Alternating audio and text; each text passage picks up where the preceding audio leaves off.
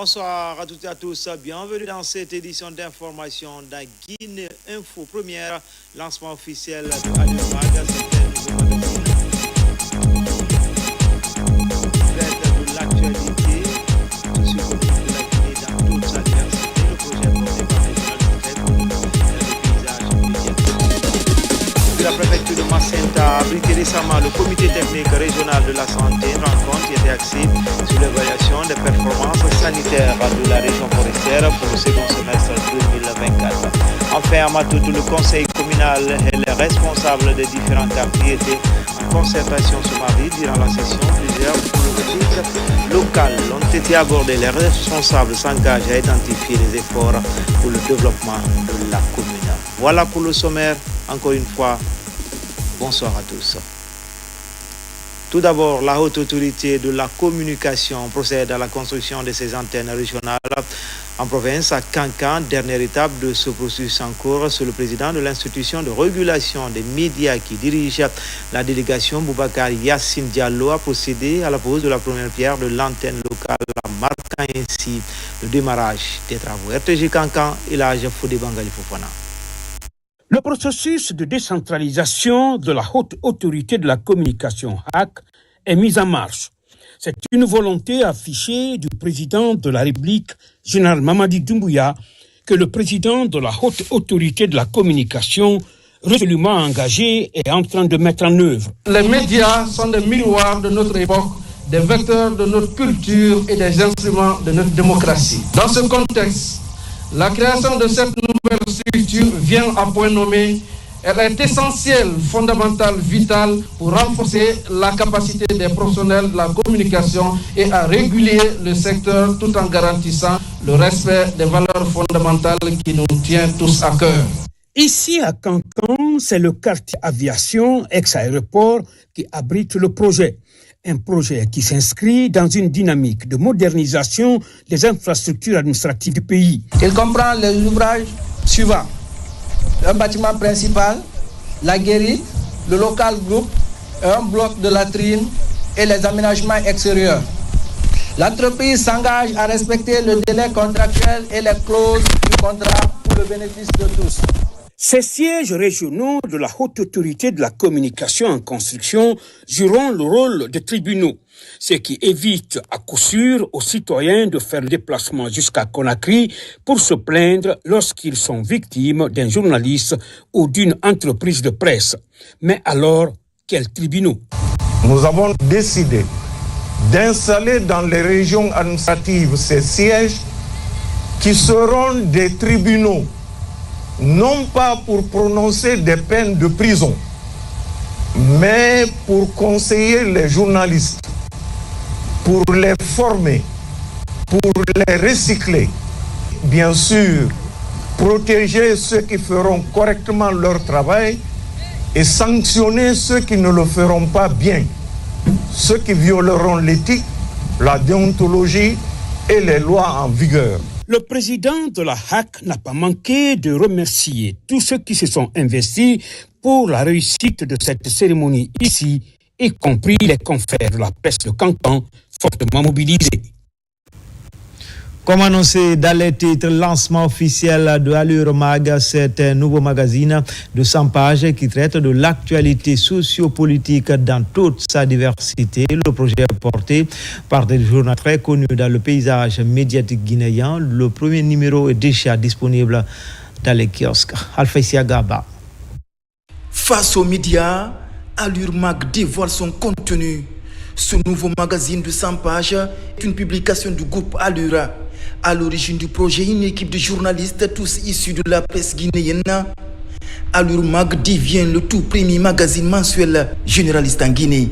Ce magazine, dont le premier numéro comprend 100 pages, offre à ses lecteurs un contenu varié, portant sur des sujets d'intérêt général ou spécialisés, à travers des thématiques qui permettent de mettre en vitrine les entités publiques et privées qui désirent recourir à nos services qui soient donnés fiers à Dieu. Allure Mag entend marquer de son empreinte l'écosystème médiatique guinéen avec un contenu époustouflant.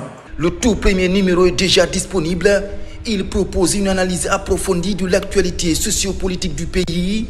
Parmi les dossiers majeurs, un éclairage sur le programme Simandou 2040, l'autre vision stratégique pour l'avenir. Le magazine du groupe Allure, qui se veut un journal indépendant, un journal généraliste, donc qui aborde tous les sujets avec toute l'indépendance qui va avec, mais avec responsabilité, respect de l'éthique et de la déontologie, et donc offrir au public guinéen un magazine qui enfin va être un magazine généraliste, mensuel, dont la régularité va être respectée et qui serve de tribune à l'ensemble des Guinéens de quelque obédience politique, économique, de quelque activité qu'il soit. Avec ce magazine, le groupe Allure renforce son engagement pour une information de qualité.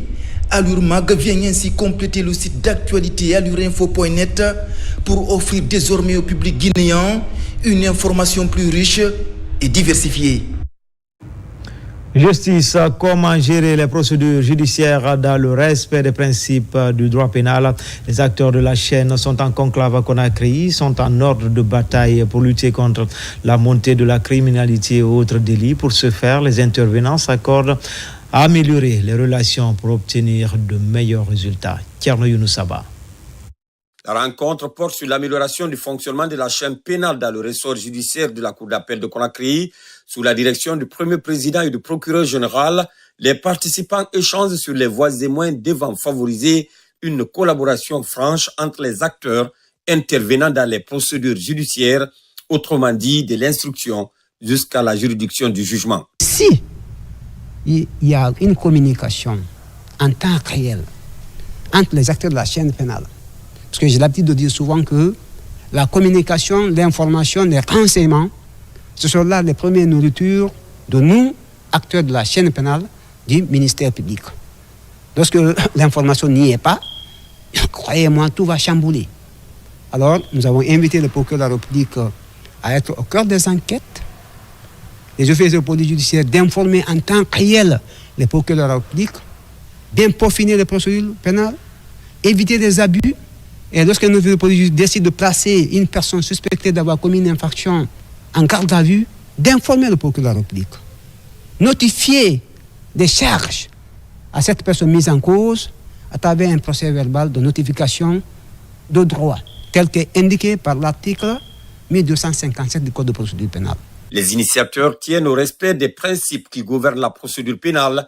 Pour ce faire, une union sacrée est nécessaire entre les magistrats de parquet, les juges d'instruction, présidents des chambres de contrôle de l'instruction, officiers de police judiciaire et autres, y compris les greffiers. Inviter aussi les juges d'instruction à bien poser les actes en motivant leurs décisions. Les ordonnances de placement en détention, les procès-verbaux d'interrogatoire, les procès-verbaux d'audition et autres, pour que cette chaîne pénale ne vacille pas. Parce que si nous voulons que ce pays soit stable, il faut que nous, acteurs de la chaîne pénale, nous soyons fermes, opter pour la fermeté. Quiconque faillit à la loi, vous devez appliquer la loi, erga omnes, sans état d'âme. À l'issue de cette réunion, on s'est entendu de former une commission qui ici va travailler pour harmoniser toutes ces préoccupations afin de résoudre les quelques problèmes que nous avons réussi à identifier. Le procureur général près la Cour d'appel de Conakry compte élargir cette initiative aux autres juridictions de son ressort. L'idée vise à harmoniser les efforts en vue de répondre aux attentes d'une bonne administration de la justice. Des acteurs impliqués dans la promotion de l'alphabétisation et la Direction nationale de l'alphabétisation et de la promotion des langues locales sont à Kindia et se concertent pour élaborer de nouvelles stratégies de relance de la thématique. Yaya Sila, Fanalabaya Kamara. Relancer l'alphabétisation de la population est parmi les priorités des autorités de l'enseignement préuniversitaire. C'est aussi l'objet de cette rencontre des acteurs concernés. Ceci dans le cadre de la recherche de voies et moyens à lever les obstacles à la relance de l'alphabétisation en Guinée. Et l'objectif de cet atelier, c'est de diagnostiquer tous les problèmes qui assaillent vraiment la promotion ou le développement de l'alphabétisation en Guinée. Et à l'issue de cet atelier, les solutions stratégiques seront envisagées et pour vraiment trouver une solution à ce problème qui assaille vraiment le développement de l'alphabétisation en Guinée. Parce que nous savons que le compétent de l'alphabétisation, c'est savoir lire, écrire et surtout calculer. Et ça peut permettre aux analphabètes qui ne savent pas lire, écrire pour mieux s'intégrer dans la communauté et la vie active de la Guinée. Autour des tables ici, et cela pendant 3 jours, les participants vont identifier les points de faiblesse et les opportunités à saisir pour relancer l'alphabétisation. Aujourd'hui, le gouvernement a pris la décision de relancer les activités d'alphabétisation au profit des populations analphabètes, ce qui constitue une bonne chose. Parce qu'avec les méga-projets tels que Simandou 2040, il faudrait que la richesse soit partagée. Il faudrait qu'il y ait équité. Cet atelier se tient au lendemain d'une autre rencontre sur la relance de l'alphabétisation avec les membres de la société civile. Espace Santé, l'Institut itinérant de formation et de prévention intégrée contre la drogue et conduite addictive vient d'organiser une causerie éducative à Fili 1, commune urbaine de Koya. L'intention des jeunes de la localité sérieusement impactés par les stupéfiants, c'était lors de la journée sans tabac. Les détails avec Amangui Dantomassouma.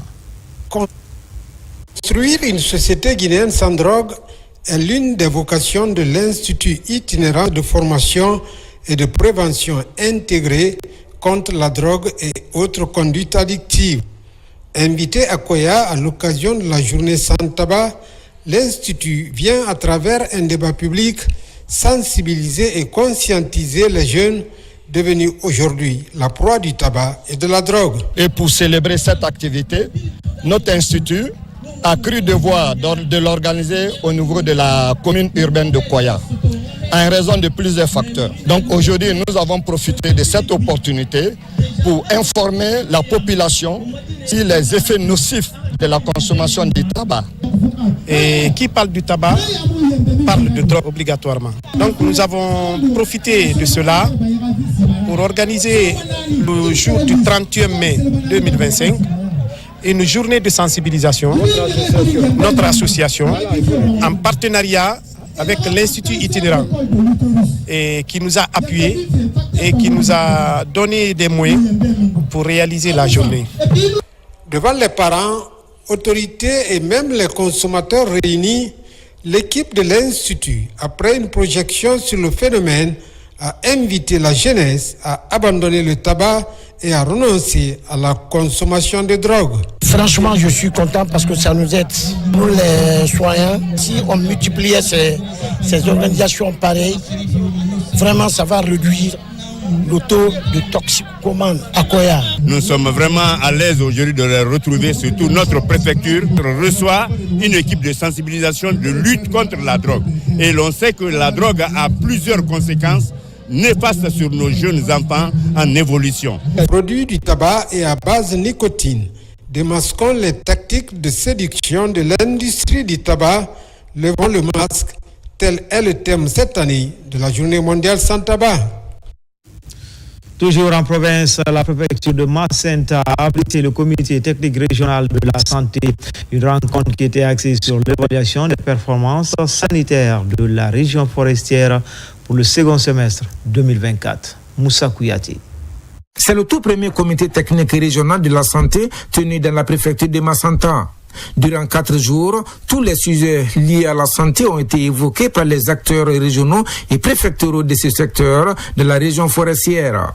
Nous avons passé en revue l'ensemble des indicateurs tels que l'accouchement, assister la CPN, la vaccination, la planification familiale, la nutrition, ainsi que toutes les autres activités qui ont été réalisées pendant la période. Et des discussions houleuses ont eu lieu, donc assorties de recommandations. Quelques défis restent d'abord à surmonter. Il y a eu des recommandations qui ont été formulées dans le sens de l'amélioration de nos indicateurs. Ces recommandations sont là et nous appelons les bailleurs, les partenaires, à travers le ministère de la Santé, et de nous accompagner dans cet élan parce que nous sommes en train vraiment d'aller sur des nouvelles bases. La tenue de ce comité technique et régional de la santé va permettre aux autorités sanitaires d'analyser profondément les résultats obtenus dans ce domaine en région forestière. La présente réunion s'inscrit dans une démarche de redevabilité, d'objectivité et de planification stratégique. Elle a pour objectif principal de contribuer à l'analyse des résultats techniques financiers obtenus par les districts sanitaires de la région, afin d'en tirer les leçons nécessaires pour renforcer la gouvernance du système de santé au niveau local. Les cadres régionaux de la santé ont réaffirmé leur détermination à servir davantage les communautés avec l'assistance surtout des autorités et des partenaires techniques et financiers. Dans l'actualité également, à Matuto, le conseil communal et les responsables des différents quartiers étaient en concertation. Ce mardi, durant la session, plusieurs problématiques locales ont été abordées. Les responsables s'engagent à intensifier les efforts pour le développement de la commune. Mamadou Saliouba.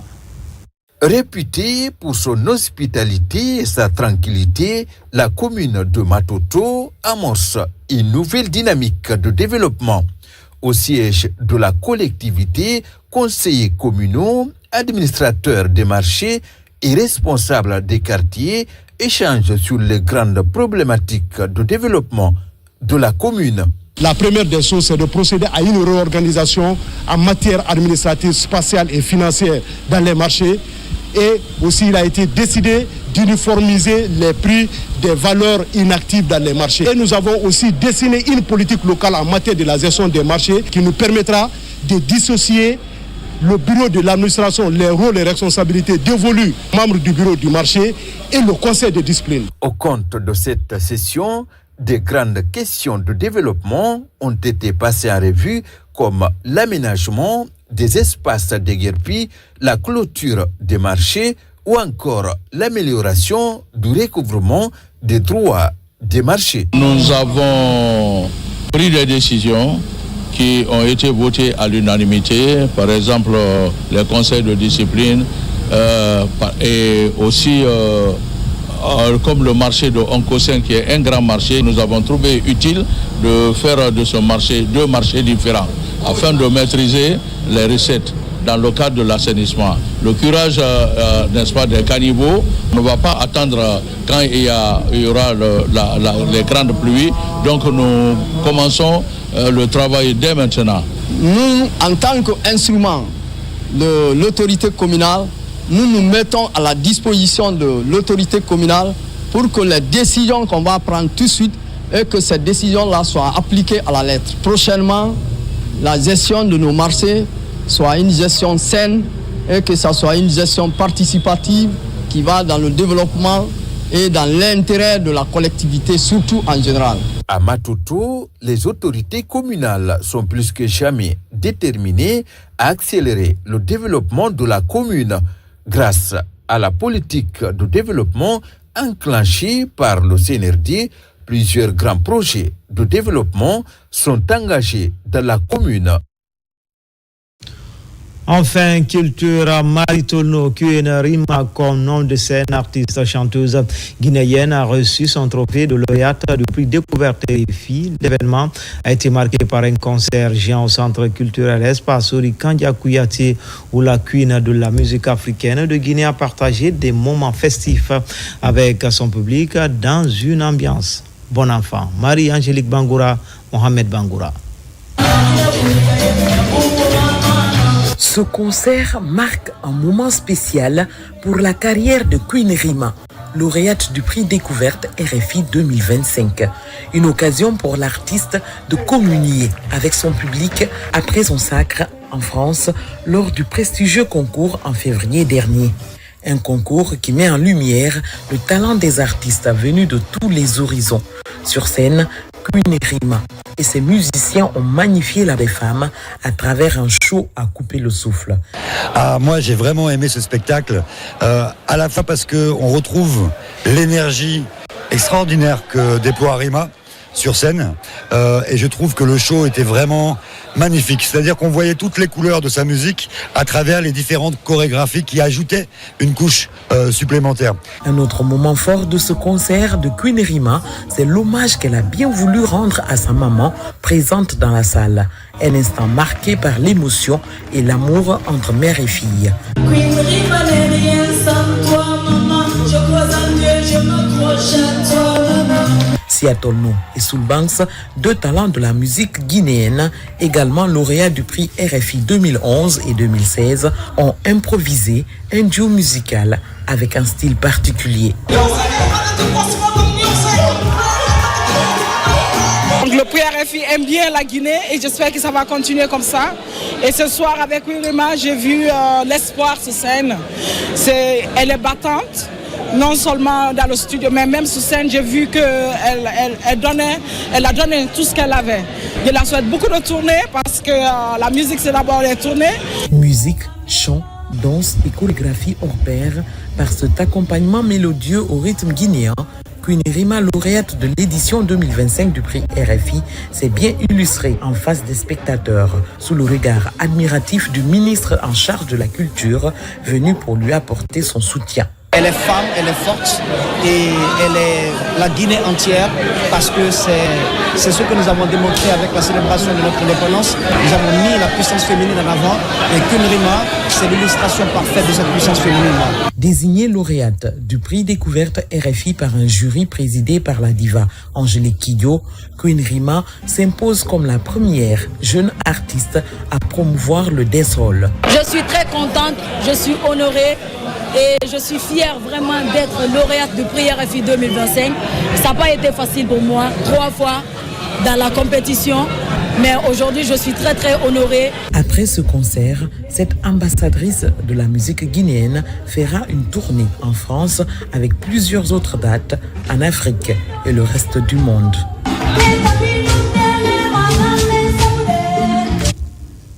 C'était tout pour ce 13h. Les infos reviennent à 17h et à 19h dans Guinée Actu. L'actualité se poursuit également sur le www.rtguinée.info. À tout à l'heure, Inch'Allah.